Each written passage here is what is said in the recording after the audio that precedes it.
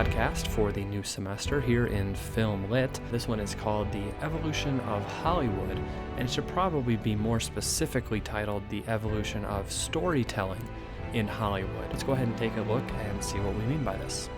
So the early days of storytelling in Hollywood began as early as film began, in terms of being able to put visual, moving images onto film, preserving those, and then showing them to something else, to some other group. We see in the early 1910 to 1930 range, independent movie makers are creating their films on their own and telling their stories with an evolving grammar.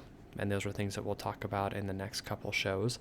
And they are figuring out how they can tell their story with this new medium of film. Eventually, we get groups of producers and directors starting to band together. As this was a pretty expensive and time-intensive process, they figured, hey, if we start to work together here, we might be able to make things better, make things more efficiently, make things a little bit more coherently in terms of how storytelling works on this new medium of film. So in the 1930s and 40s, we see the start of what we call the studio era. And this is where those groups of producers and directors that had started to band together really kind of figure out the system and how they can most efficiently and effectively make more movies, entertain more people, and of course make more money. And so one thing we see with the studio era is the idea that they had a kind of stable of actors ready to act in their movies. They didn't have to negotiate with individual people. It was just, okay, we've got this story, we've got this script, it calls for 2 male characters, 1 female. Hey, we know we've got Johnny and Dave on the roster, and Sally's ready to go. Just tell them that they're doing this film, boom, they're going, we can make that thing pretty quickly. They don't need to negotiate with individual people, contracts were already ready, the actors would basically just act in whatever they were told to act in. We also see similar stories coming out. We didn't get a great variety of story. We did get a kind of set pattern of what stories were coming out of certain studios. And so that made it extremely easy. We don't get great innovation like an Avatar or a Memento that's told basically backwards.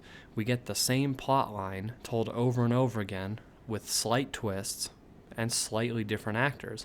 And so studios were able to crank out more movies in less time and obviously more entertainment, making more money. Around this time, we get the development of early film genres. And basically a genre in film is a pattern. And we see these genres grow out of the studio era because they were able to say, hey, you know that one movie we made where that cowboy went in and saved the town from the bad guys? That really sold well. People loved it. Well, let's go ahead and do it again. And so they'd say, okay, well, let's go ahead and do that. But now it's not going to be in Texas. It's going to be set in Oklahoma. Yeah, that's it.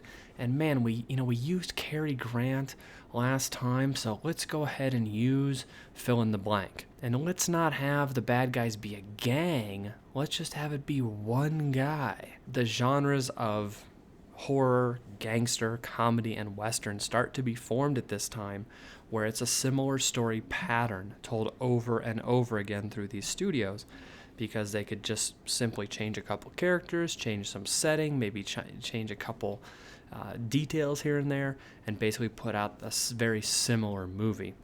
And so you would see, for example, in the Western, you'd see, the good guy comes and saves the town, always against a bad guy that's clearly bad.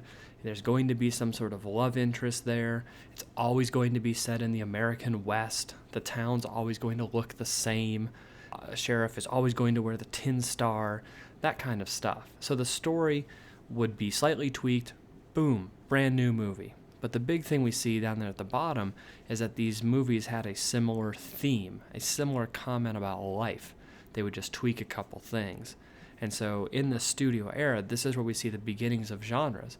And you can see from the examples that we have on this slide, those genres aren't exactly done. They continue to evolve to this day. And fewer movies are truly typically one genre, but you can see that they have evolved. And you can see High Noon, one of the early classic westerns, and then that kind of evolves into the Wild Bunch, where we start to tweak some things.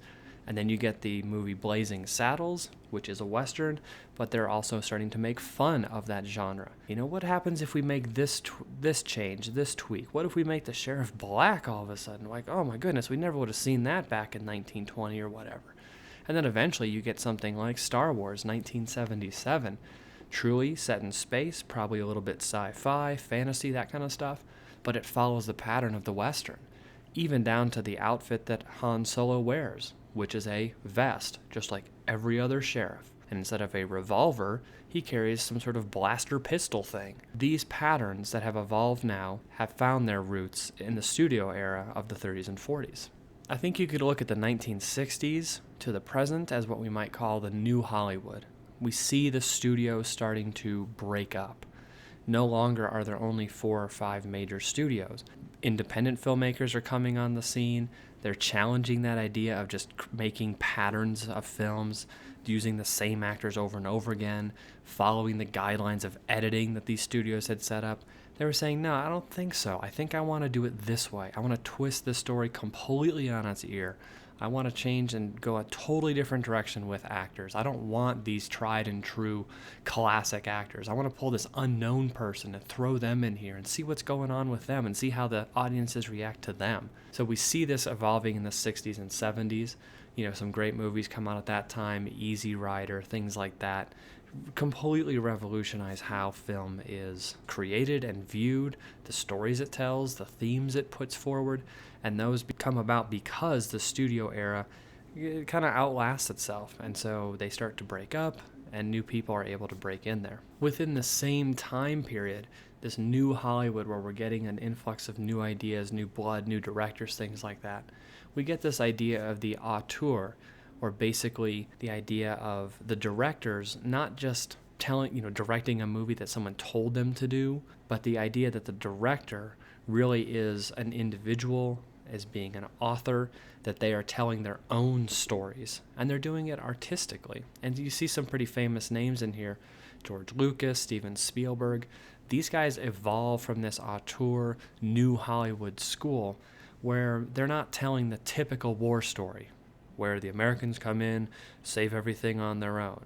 They're saying, no, that's not how we want to tell that story of war. We want to change it. We want to make it Saving Private Ryan. We're not going to go ahead and tell a story about heroes in the Korean War. We're going to tell it through the story of MASH, through this somewhat comical, somewhat sarcastic, somewhat parody film where we don't focus on the war part, but we focus on the war hospital part. Directors are saying, here's my idea. I'm going to go ahead and take this, turn it, tweak it a little bit, and create something completely new, as opposed to taking their direction from the studio heads that used to happen back in the 30s and 40s. And while we get those limits that were kind of set during the studio era and then challenged during the 60s and 70s, we do have this return to classical storytelling. Kind of the idea of many movies have a beginning, middle, and end, or oftentimes you'll hear it told in a 3-act structure. We have the beginning, the middle, and then the ending climax. We'll talk about it in terms of a 4-part structure, but even though the studio era kind of set that up and said, there's this new thing called film, like, what's going to work with that? I don't know if it's going to work. How's it going to work? And they start creating their own story structure and their own grammar, and then that is challenged in the 60s and 70s.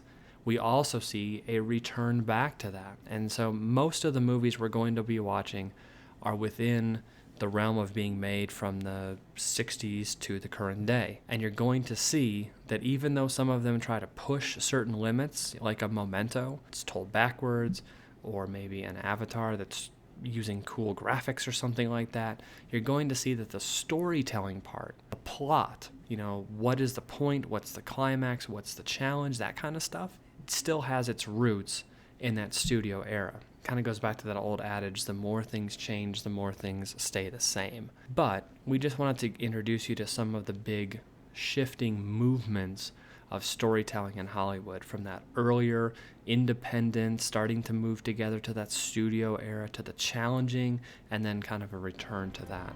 So as always, if you have any questions, please bring those to class. I'll be more than happy to answer those, talk more about it.